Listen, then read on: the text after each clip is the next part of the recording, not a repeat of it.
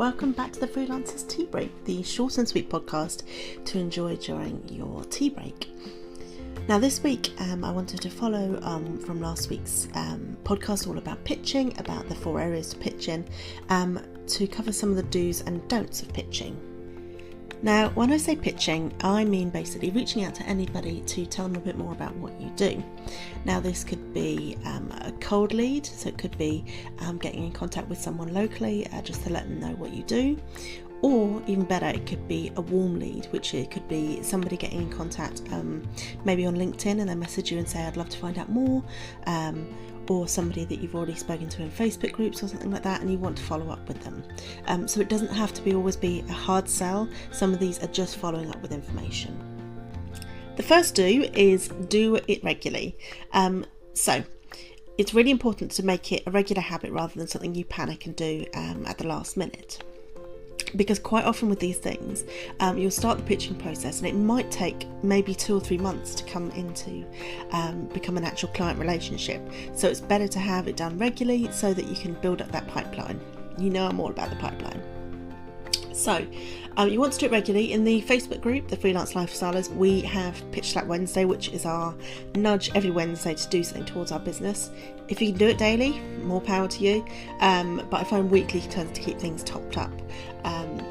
So you do want to do it regularly, and that might be just something small like following up with people on LinkedIn, adding some new contacts. It might be looking through your local Facebook groups and seeing if anybody's asking for your skill set. It could be, as I mentioned earlier, reaching out to local businesses with maybe a special offer of what you're doing, or just to let them know what you're offering. So once you've got the habit, the second thing you've got to do is personalise it. The worst possible thing you can do is just send a bland message that's not personalised to that person at all, probably doesn't apply to their needs or anything like that. It's not an easy way to sell, and it's not a very effective way to sell. I see this on LinkedIn a lot.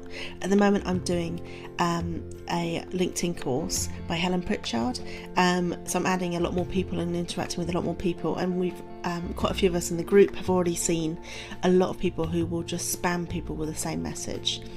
We all tend to share these messages now, so these people become known anyway, but spamming just doesn't work at all. Whereas working on that relationship, commenting on status and things like that seems to work much better, and you can warm up that lead. But it's also all about relationship building. It's not about hard selling people. It's just about building relationships. And if you see it like that rather than kind of the scary word of pitching, that makes it easier. So essentially for that one, make sure you do your research, have a look at their social networks, see what they're saying there, if they mention any pain points, and really kind of delve into what they're about. If you already have your idea of what your ideal customer is like, you should hopefully have an idea of some of the things that they might be struggling with anyway, but try and personalise it as much as possible.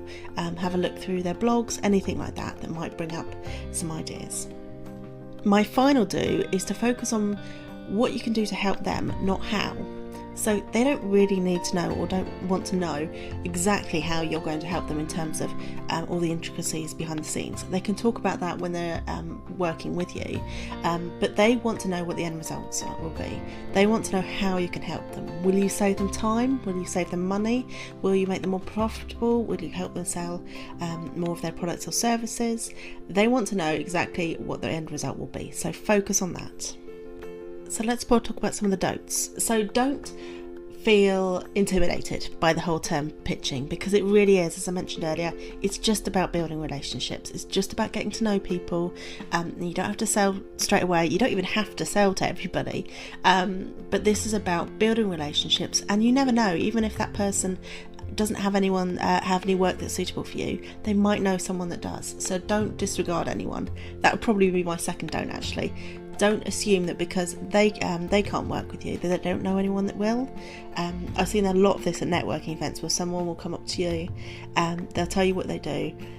You won't potentially be their ideal customer, and then they walk off, rather than realising that I could know their potential customer, especially through my clients and things like that. So don't disregard someone just because they might not be your ideal customer. This is all about building a network of potential people that could work with you. My final don't feel like there's only one way to pitch. There are so many ways now, whether it's following up with people on social media, emailing, networking, and there's something for every personality type. And that's something I'm going to touch on in one of the episodes later on this month, all about pitching for your personality, because what's great for an introvert isn't great for an extrovert. And it might be things like you want to pitch yourself for a radio show, and that's fantastic if you love being on radio or a podcast, but you might want to pitch yourself for a blog post for a website or something like that. That might be better if you are more introverted or not as keen on public speaking. There are so many ways to pitch, and I've got lots of them in my Freelance Life Stash, which is my membership for freelancers.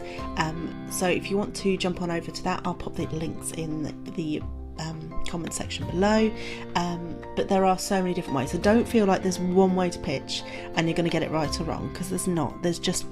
You've just got to find what works for you. So that was a slightly longer episode from me than usual, but I wanted to make it really clear that pitching doesn't need to be intimidating. There's no one size fits all, as long as you avoid some of the key things like spamming people or not personalising or only doing it when you really, really need work rather than thinking ahead. You're going to be fine, and there is a pitching style that will work for your personality. Do let me know if you have any questions. Come and join us in the freelance group, the Freelance Lifestylers Facebook group, because we talk about pitching every Wednesday and throughout the week really. So if you have any questions, you can come jump over there. And I'll see you in the next episode. We're going to talk about pitching personalities and also getting into a pitching mindset.